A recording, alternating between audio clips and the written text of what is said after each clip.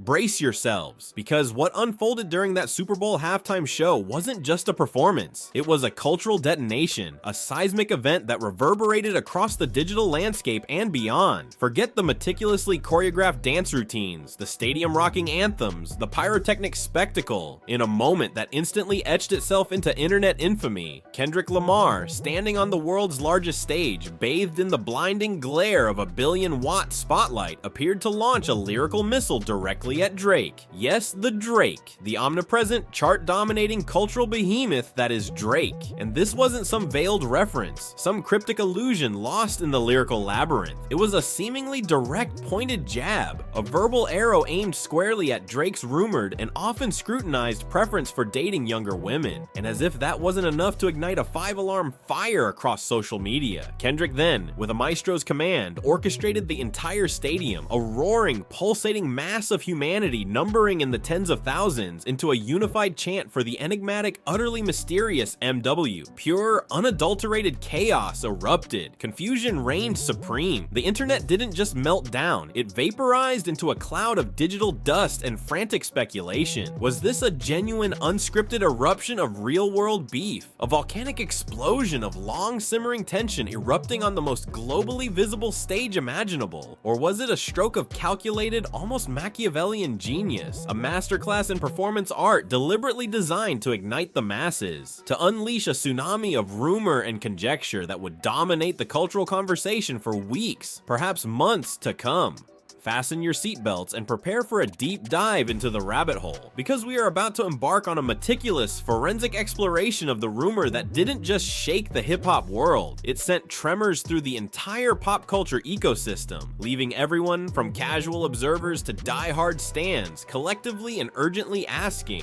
what in the world actually happened between Kendrick Lamar and Drake at the Super Bowl? Was it a diss, a performance, a carefully constructed illusion, or something far, far more complex lurking beneath the surface of the spectacle? The very nanosecond Kendrick's microphone hit the stage floor, the final note faded into the stadium's echoing vastness, and the celebratory confetti began its shimmering descent. The digital realm didn't just react with enthusiasm, it convulsed. The collective online consciousness didn't merely register the performance, it experienced a full-blown, system-wide meltdown. Suddenly, the actual football game, the multi-million-dollar, celebrity-studded commercials, even the meticulously crafted pre-game hype, all of it became utterly, instantaneously, and completely irrelevant. For millions glued to their screens across the globe, the only topic of conversation, the singular point of obsessive focus, was that perceived moment of lyrical aggression, that fleeting instant of seemingly unscripted tension. Social media platforms, from the sprawling digital town square of Twitter to the visually driven battleground of Instagram and the sprawling video sphere of YouTube, transformed into frenzied epicenters of speculation and debate. Fans, critics, casual observers, even brands, everyone jumped into the digital mosh pit, eager to weigh in, to decipher, to contribute to the burgeoning narrative. Memes, the modern-day hieroglyphics of internet culture, were instantly weaponized and deployed with breathtaking speed and comedic precision, encapsulating the collective shock, the confusion, the sheer absurdity of the moment. Theories ranging from the plausible to the utterly outlandish spread like highly contagious digital wildfire, leaping across platforms, infiltrating comment sections, and igniting heated arguments in group chats and online forums. And with astonishing speed and undeniable force, the carefully constructed, pre-packaged narrative of the Super Bowl halftime show, a celebration of unity, artistry, and feel-good entertainment, was completely, irrevocably, and perhaps permanently rewritten. This was no longer simply about appreciating musical talent, it was about dissecting a potential public clash between two titans of rap, a gladiatorial contest fought not with swords and shields, but with carefully chosen words and strategically deployed ambiguity. But what were the precise ingredients that made this moment so explosively viral, so instantly iconic, so utterly captivating to a global audience? Consider the carefully curated, almost sterile environment of the modern Super Bowl halftime show. It's designed, engineered, and relentlessly marketed as a unifying, universally appealing spectacle, a moment of shared national and increasingly global experience. Drama, controversy, messy, and especially raw, unscripted beef are rigorously scrubbed from the surface, relegated to the backstage shadows and whispered rumors. Kendrick, in that single fleeting moment, seemingly shattered that carefully constructed illusion, audaciously ripping through the polished veneer of corporate entertainment and injecting a potent dose of raw, unfiltered tension directly into the heart of the spectacle. That act of subversion, that deliberate disruption of the established order, that unexpected infusion of real-world conflict into a hyper-sanitized event. That, in essence, is what triggered the digital earthquake, sending shockwaves rippling across the entire cultural landscape and solidifying the moment as one of the most talked about, most analyzed, and most endlessly debated in Super Bowl history.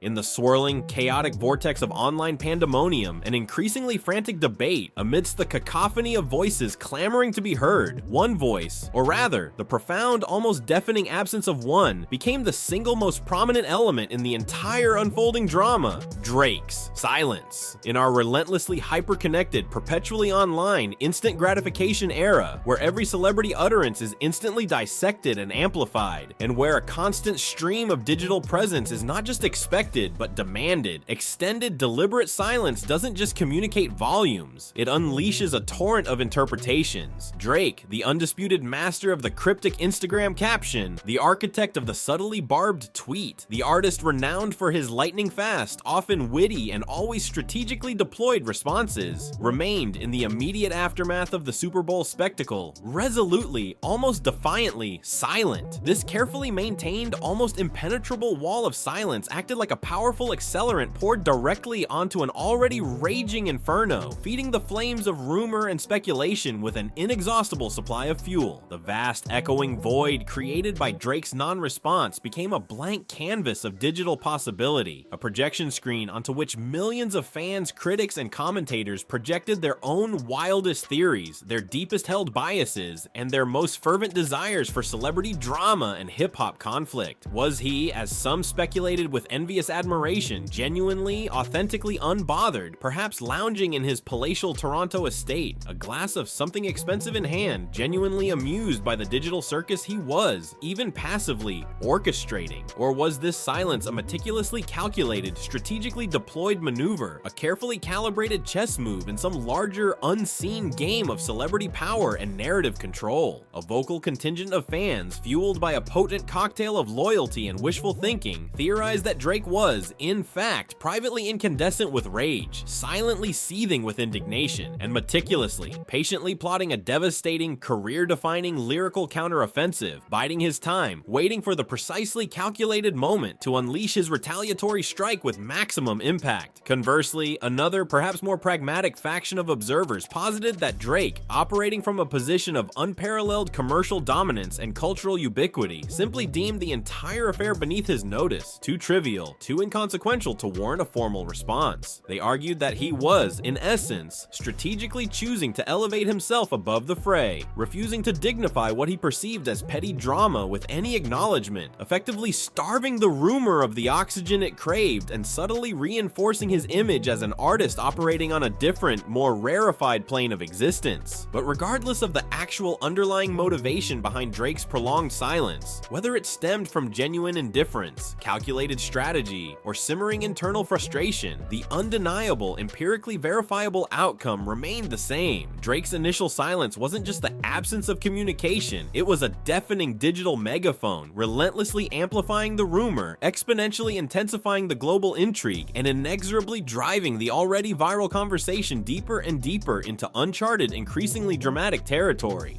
To fully comprehend the sheer magnitude of the Super Bowl moment, to truly grasp why a seemingly ambiguous lyrical jab could detonate with such force and resonance, it's absolutely essential to rewind the clock, to meticulously excavate the complex, often veiled, and undeniably fascinating history of the relationship, or perhaps more accurately, the dynamic between Drake and Kendrick Lamar. Drake and Kendrick Lamar, even uttering their names in tandem evokes a sense of weight, of significance, of cultural gravity. They are not merely popular musicians, they are cultural forces, titans of the modern hip-hop landscape, artists whose every move is scrutinized, analyzed, and endlessly debated. Intriguingly, their shared narrative didn't originate in animosity, didn't begin with the sparks of conflict. In fact, their early careers were marked by a degree of mutual respect, a sense of shared trajectory, even a fleeting illusion of camaraderie. In the nascent stages of their ascents, there were collaborations, public cosigns, a seemingly genuine acknowledgement of each other's burgeoning talent and potential. But as both artists relentlessly ascended the treacherous slopes of fame and influence, as they both solidified their positions as not just stars, but genuine cultural phenomena, a subtle, almost imperceptible undercurrent of tension began to seep into the carefully constructed public narrative, in the carefully chosen words of interviews, in the almost imperceptible nuances of lyrical references in their respective tracks, in the often studied politeness of their infrequent public encounters. Eagle-eyed fans, astute media observers, and dedicated hip-hop aficionados began to detect a competitive edge, an unspoken, almost subliminal reluctance to overtly and enthusiastically celebrate each other's monumental achievements. Yet, and this point bears repeating for emphasis, throughout this extended period of simmering, subterranean tension, there were no outright diss tracks unleashed into the digital wild, no explicitly declared beef erupting into public view, no headline-grabbing feuds splashed across the front pages of entertainment news outlets. This was not the operatic, high-drama spectacle of Tupac versus Biggie, nor even the more recent, intensely personal, and often venomous battles that periodically erupt within the hip-hop ecosystem. Instead, it was a far more nuanced, far more subtle, almost gentlemanly form of rivalry, a simmering, unspoken competitiveness, more implied through omission and subtle inflection than aggressively declared through overt antagonism. It was precisely this decade-long history of unspoken competition, this intricate tapestry of veiled tension, this carefully cultivated backdrop of nuanced rivalry that imbued the Super Bowl rumor with such extraordinary potency. It resonated so deeply, so instantaneously, because it felt, to millions of invested observers, like a long dormant, carefully contained tension finally, spectacularly, and perhaps irreversibly, cracking through the meticulously constructed facade of professional courtesy and unspoken truce, threatening to erupt into something far more volatile, far more unpredictable, and far more culturally significant.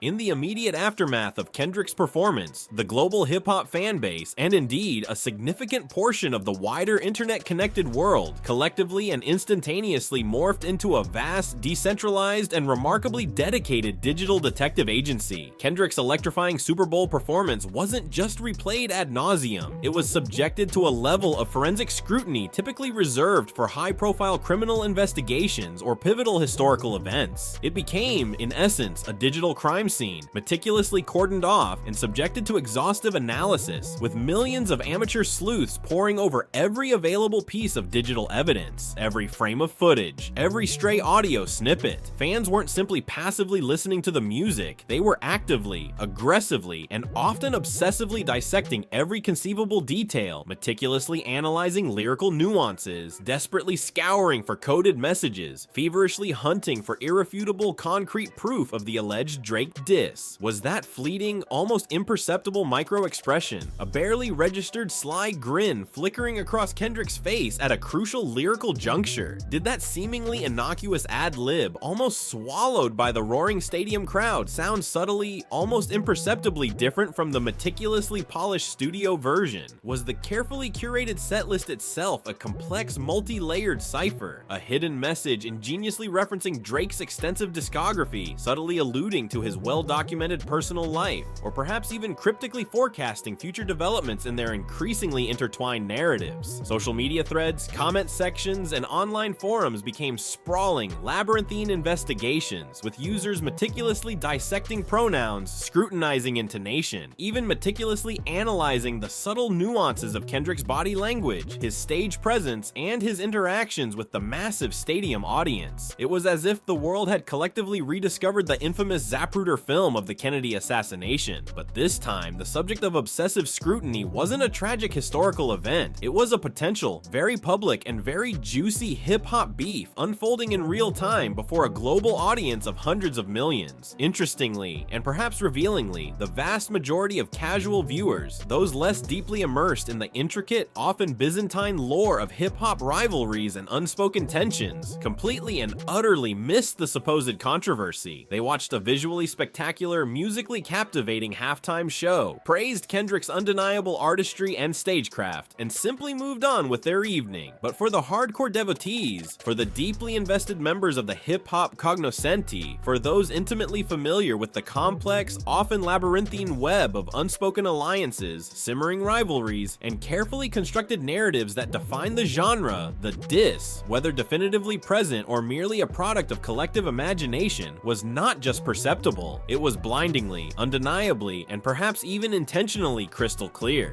A direct, calculated, and undeniably impactful shot aimed squarely at Drake's artistic output, perhaps even venturing into more sensitive territory, subtly questioning his authenticity, his cultural relevance, and his very standing within the ever-shifting, fiercely competitive hip-hop pantheon. As the initial shockwaves of the Super Bowl performance subsided, and as days relentlessly bled into weeks, the relentless pressure on Drake to publicly address the swirling, increasingly pervasive rumor reached a near unbearable intensity. Finally, after weeks of carefully maintained, strategically deployed silence, Drake, in a move that surprised some and confirmed the expectations of others, opted to break his silence. But crucially, he didn't choose the expected route. He didn't unleash a fiery, retaliatory diss track designed to escalate the conflict and ignite further controversy. He didn't issue a formal, carefully worded public statement through traditional media channels. Instead, in a decidedly modern, characteristically Drake-esque move, he chose a far more informal, far more contemporary, and arguably far more effective approach. A seemingly spontaneous, deliberately casual social media livestream broadcast directly to his millions of eager followers. And what unfolded during that digital broadcast, in retrospect, can only be described as a masterclass in diplomatic maneuvering, a textbook example of narrative control, and a calculated exercise in strategic ambiguity. Drake didn't explode in a fit of pique, he didn't vehemently deny the rumors with indignant outrage, and he most certainly didn't fan the already blazing flames of online controversy. Instead, he opted for a carefully calibrated, almost presidential level of measured diplomacy, skillfully navigating the treacherous waters of public perception with a deftness and precision honed over years of navigating the complexities of celebrity life. He began his carefully constructed response by publicly and generously praising Kendrick, effusively acknowledging his undeniable talent, his significant and lasting impact on the hip-hop genre, and the overall cultural importance of his artistic contributions. He then subtly, almost imperceptibly, downplayed the notion of a deliberate, personal jab, gently and almost apologetically suggesting that perhaps the fervent fanbase, in their understandable enthusiasm and eagerness for drama, were simply, perhaps inevitably, reading too much into a fleeting moment, highlighting the inherent, often overzealous culture of hyperspeculation that perpetually permeates the entertainment industry, particularly in the intensely scrutinized world of hip-hop. It was a meticulously crafted, exquisitely nuanced response, a veritable clinic in public relations damage control, carefully measured in tone, impeccably delivered in style, and strategically designed to simultaneously address the burning rumor while simultaneously diffusing the potential for further escalation. He even subtly, almost imperceptibly, hinted at a trace of weariness, a hint of frustration not directed at Kendrick personally, but rather at the pervasive, often distracting, and sometimes counterproductive culture of drama and speculation that, in his view, often overshadowed the actual artistry, the genuine musical merit, and the deeper cultural significance of the music itself. He subtly suggested that any genuine interpersonal issues, should they actually exist beneath the surface of the public spectacle, would be far better addressed through direct, private communication, through explicit, artistically considered statements, rather than through ambiguous, easily misinterpreted lyrical lines dropped amidst the chaotic whirlwind of a globally broadcast Super Bowl halftime performance. It was, in essence, a masterful diplomatic gambit, a calculated exercise in narrative manipulation, and a textbook example of how to artfully, strategically, and ultimately, very effectively, address a potentially explosive rumor without further inflaming the situation, without adding fuel to the already raging fire, and perhaps most crucially, without relinquishing even an iota of control over the rapidly evolving public narrative.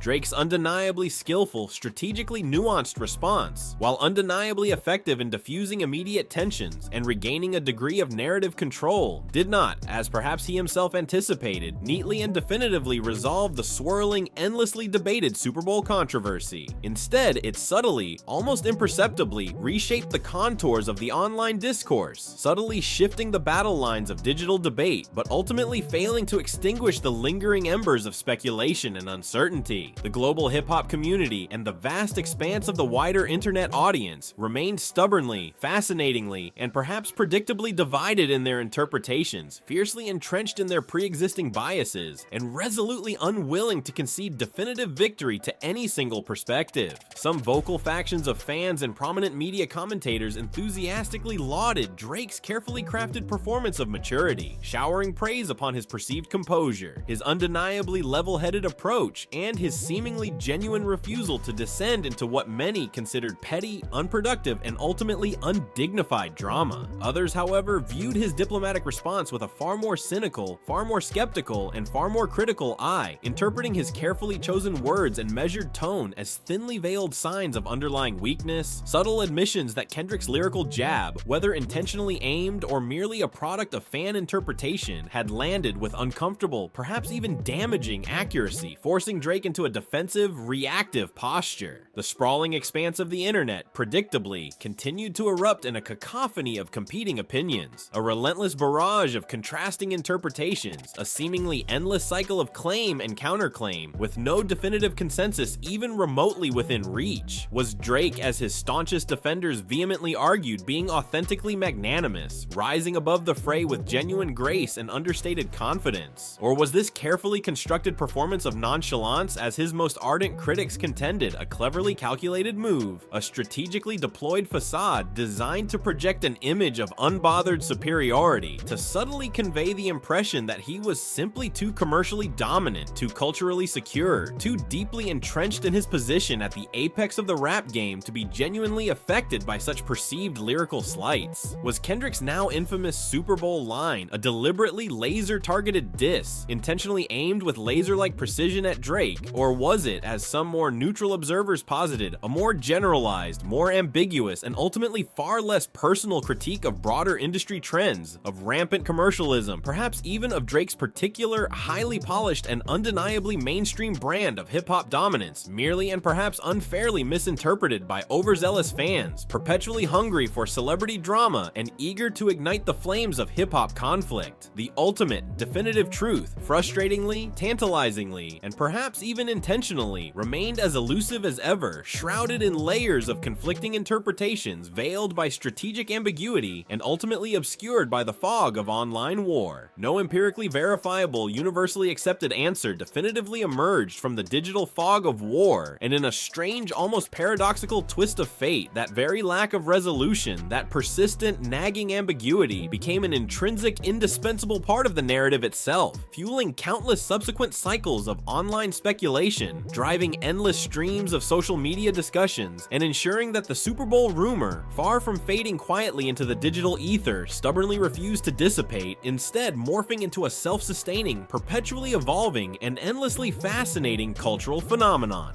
Ultimately, when viewed through the broader lens of hip-hop history and within the sprawling, ever-evolving tapestry of contemporary pop culture, the precise, factual answer to the question of whether Kendrick actually and definitively dissed Drake during that globally broadcast Super Bowl halftime show almost recedes into the background, diminishing in immediate importance compared to the far more significant cultural phenomenon that the rumor itself organically generated. The rumor, in its own right, irrespective of its factual accuracy or definitive confirmation,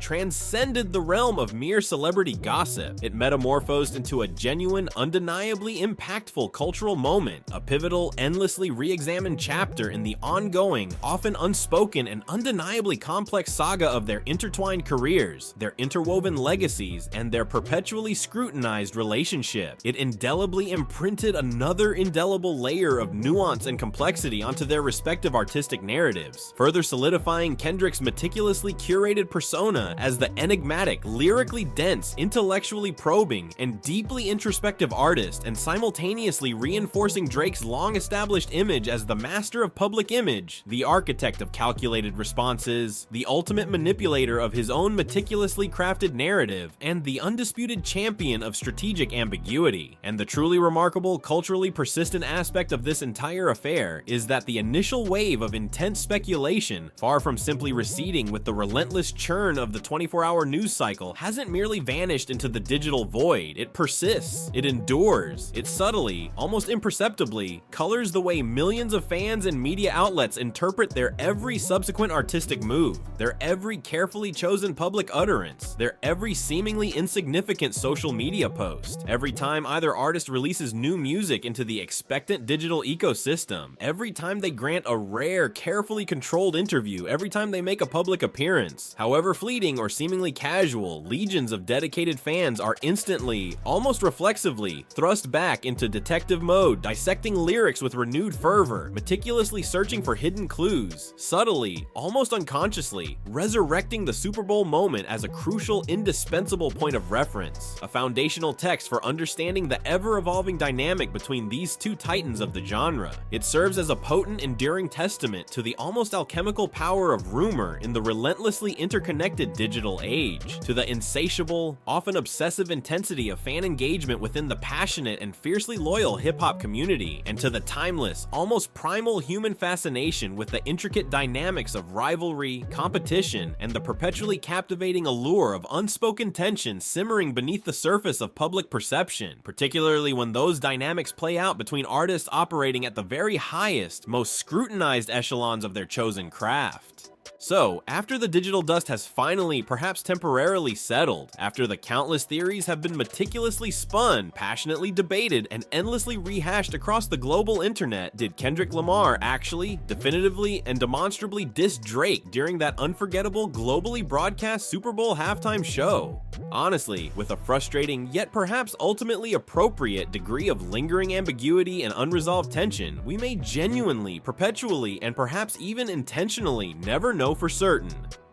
Drake's meticulously calibrated, almost detached reaction, coupled with Kendrick's characteristically enigmatic, sphinx-like silence, leaves the door perpetually ajar, inviting endless cycles of interpretation, ensuring the rumor's remarkable longevity, and solidifying its place within the ever-expanding canon of hip-hop lore. But perhaps, in the grand, often theatrical, and undeniably performative world of hip-hop, that very ambiguity, that persistent state of unresolved tension, is precisely, strategically, and even artistically the entire point. In this larger-than-life arena of meticulously crafted personas, strategically deployed mythologies, and fiercely defended legacies, sometimes the rumor itself, the swirling vortex of speculation, the unresolved undercurrent of tension that hangs palpably in the air, is just as potent, just as culturally significant, and perhaps even more enduringly captivating than the cold, hard, often elusive truth, even if that definitive truth were ever to definitively, conclusively, and unequivocally emerge from the digital fog of war. It perpetually fuels the global conversation, relentlessly sustains fan engagement across multiple platforms, and most crucially from a cultural perspective, ensures that these two undeniable giants of the genre remain perpetually, inextricably, and perhaps even symbiotically linked, forever positioned at the very heart of the ever-evolving, endlessly fascinating, and undeniably lucrative cultural conversation that is modern hip-hop. And in the final overarching analysis, maybe, just maybe, that enduring spectacle of rivalry, whether meticulously manufactured or genuinely felt, whether strategically deployed or organically Viznikshi, is all just part of the dazzling, endlessly captivating, and undeniably profitable show. A show that continues to captivate, to provoke, and to entertain millions across the globe, long after the final notes of the halftime show have faded into the stadium's echoing vastness, and the celebratory confetti has been swept away, leaving behind only the lingering echoes of rumor, speculation, and the enduring power of the hip-hop mythos.